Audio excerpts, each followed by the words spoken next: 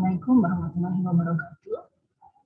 Hari ini kita kuliahnya asinkron saja ya. Nanti kalian perhatikan video presentasi ini serta materi-materi yang sudah dipasang di LMS-nya. Melanjutkan materi minggu kemarin tentang kerangka digital quotient. Hari ini kita membahas kerangka digital quotient versi Indonesia yang digagas oleh Kemenkominfo, Kemendikbud, dan Kemendagri yang diberi nama dengan program Cakap Digital. Nah, kenapa Indonesia melaunching program ini? Itu adalah karena memang sudah direncanakan, diantaranya itu bisa dilihat di dokumen Rencana Pembangunan Jangka Menengah Nasional tahun 2020-2024, Anda bisa temukan di internet ya, PDF-nya. Ada satu gambar di sana yang pemerintah Indonesia sudah menyadari untuk harus melakukan transformasi digital dengan komitmennya adalah memanfaatkan revolusi industri 4.0 untuk mendukung pembangunan di Indonesia. Ada 7 agenda pembangunan di RPJMN 4 tahun 2020 sampai 2024 ini. Yang pertama adalah memperkuat ketahanan ekonomi untuk pertumbuhan yang berkualitas. Kalau Anda cermati program-program di dalamnya, misalnya terkait dengan smart agroindustri, perikanan maupun pertanian, itu juga sudah memanfaatkan teknologi informasi. Kemudian pengembangan wilayah untuk mengurangi kesenjangan. Jadi Indonesia disadari antara wilayah barat dan timur terutama itu kesenjangannya cukup besar, dan juga itu menjadi perhatian ada kesenjangan digital di sana, sehingga nanti ada satu program untuk mengatasi itu yang disebut dengan Palapari. Meningkatkan sumber daya manusia yang berkualitas, revolusi digital dan pembangunan kebudayaan, memperkuat infrastruktur untuk mendukung pengembangan ekonomi dan pelayanan dasar. Nanti program di teknologi informasi itu nempelnya adalah di agenda yang nomor 5 ini ya, itu terkait dengan infrastruktur ekonomi dan pelayanan dasar. Nah, kalau kita lihat detailnya itu di program pembangunan yang nomor 5 itu ada satu judul khusus yang namanya transformasi digital dengan 5 indikator pembangunan di area itu, yaitu yang pertama adalah meningkatkan ICT Index, ICT Development Index. Ini biasanya setiap tahun di Indonesia itu ada lomba tingkat ICT Development Index itu antar kabupaten kota yang disebut dengan ICT Pura ya. Nah, di sana ada banyak dimensi tentang implementasi IT di government di setiap kabupaten kota. Kemudian yang kedua, peningkatan kecepatan internet untuk broadband yang fixed yang menggunakan kabel 25 Mbps, sedangkan untuk yang mobile itu sampai 20 Mbps. Perluasan jangkauan infrastruktur jaringan fiber optik yang mencakup 75% total kecamatan. Jadi sekarang jangkauannya tidak hanya sampai kabupaten kota, tapi pemerintah sudah mentargetkan sampai kecamatan karena di era ekonomi digital, di mana mungkin masyarakat didorong untuk bisa melakukan transaksi ekonomi atau menjual produksinya di marketplace ya. Itu berarti mereka butuh pasar yang bisa diakses secara online, dan pemerintah sudah komitmen untuk bisa menyediakan akses ke marketplace itu sampai 75% total kecamatan di Indonesia. Kalau kita lihat secara jumlah kabupaten kota di Indonesia itu sekitar 540 dan desanya itu 8.000 ya. Untuk kecamatan ya mungkin sekitar 2.000 sampai 3.000. Dan ada satu lagi program yang menarik adalah analog switch off untuk siaran TV ya. Siaran TV selama ini masih menggunakan teknologi analog yang kita pasang antena. Nah, itu nanti akan diubah menjadi siaran digital.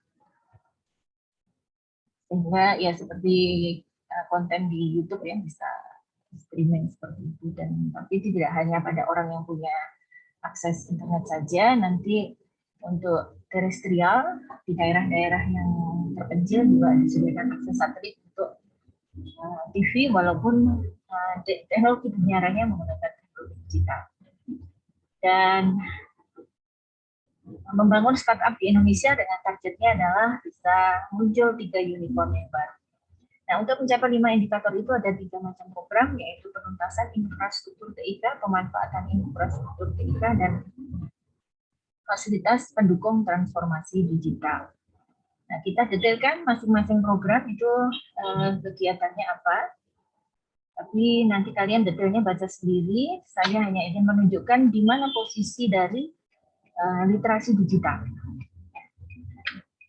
Literasi digital itu ada pada penyediaan fasilitas pendukung transformasi digital, di mana ada 2 subprogram ya, subkegiatan, yaitu peningkatan kemandirian industri dan sumber daya manusia TIK di dalam negeri melalui kebijakan, peningkatan kapasitas SDM yang tepat sasaran, ini untuk yang hard skill-nya spesifik, dan yang ketiga adalah peningkatan literasi digital di masyarakat. Yang kegiatan kedua, adopsi pemanfaatan teknologi global meliputi big data, IoT, AI, dan lain-lain bersifat lintas sektoral, diadopsi untuk proses perencanaan, pemantauan, maupun pelaksanaan kinerja pembangunan. Untuk infrastruktur TIK, penuntasan ini karena memang pembangunan infrastruktur TIK itu secara masif sudah dimulai tahun 2006. Pada saat itu presidennya masih Pak SBY ya,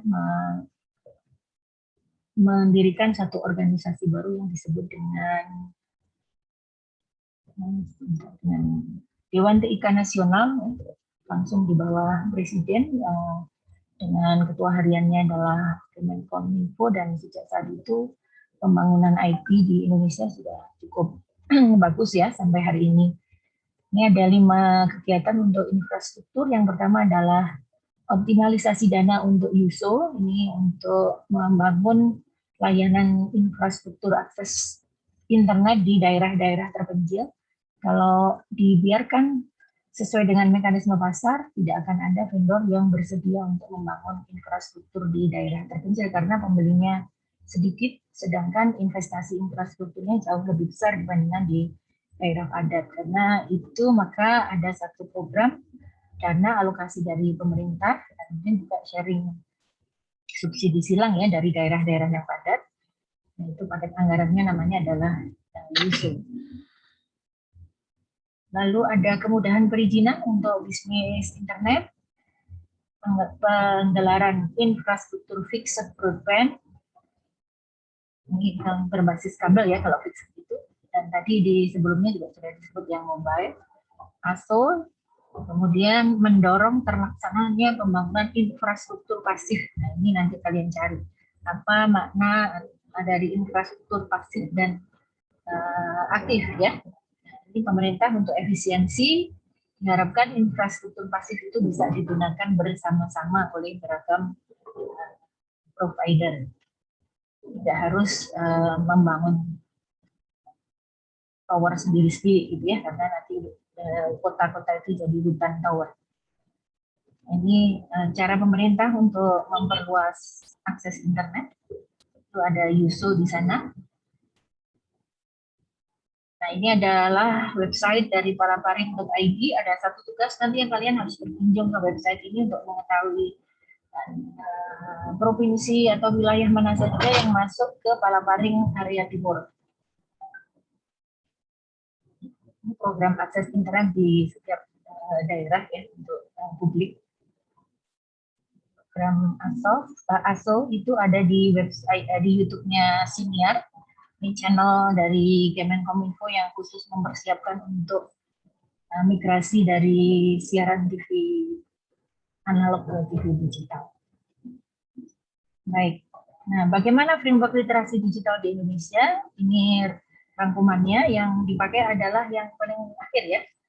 Kominfo dengan siberkreasinya memberikan framework pada 3 subjek area, yaitu digital skill, digital culture, digital ethics, dan digital safety. Yang ini digabung dengan Capelidi. Ya. Nah, kalau Capelidi ini ada 10 tahapan atau 10 tingkat kematangan. Kalau dikaitkan dengan DG Framework ada akses, paham, bisa mampu menyeleksi, mendistribusi, dan pada akhirnya mampu berkolaborasi. Kalau dilihat dari kalimat-kalimat ini untuk tular nalar dan Capelidi ini lebih pas dipetakan ke DG Framework untuk bagian tingkat kematangan, sedangkan untuk badan cyber dan siber kreasi ini lebih ke cocok dengan 8 area digital life-nya di DG Framework.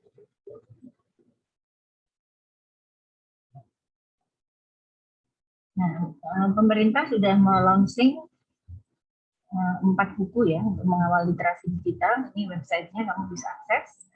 Dan ada 2 sumbu. Ini mirip dengan DG Framework juga ya. Mungkin ya kondisinya juga mengadopsi juga.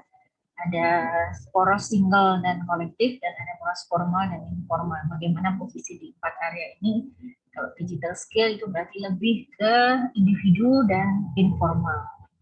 Sedangkan digital safety itu individu lebih ke formal ya, menyangkut aturan-aturan formal. Ini 4 area di cakap digital kalau dipetakan ke 8 area digital life dari DG Framework. Kemudian untuk Capelidi kalau dipetakan ke 3 tingkat kematangan 1 sampai 5 itu digital citizenship, 6, 7, 8 digital creativity, dan 9, 10 itu competitiveness. Nah, ini adalah website-website di bawah Kominfo yang memberikan fasilitas kepada masyarakat untuk bisa meningkatkan literasi digitalnya sampai ke tingkat kompetitif. Banyak beasiswa yang Anda bisa ambil di sana. Ini websitenya. Siber kreasi itu launching dari Jokowi dan 3 menterinya ya. Kemudian ada digital talent, kalau mau mendalam di digital creator dan digital competitiveness, nanti kalian harus bergabung di sini untuk mengerjakan tugasnya. Nah, ini tugasnya sudah dipasang di ECL.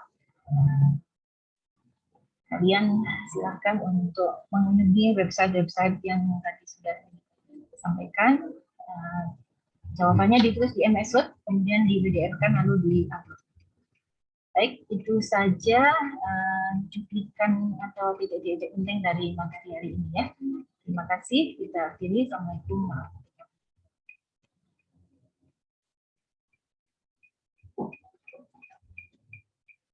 wabarakatuh.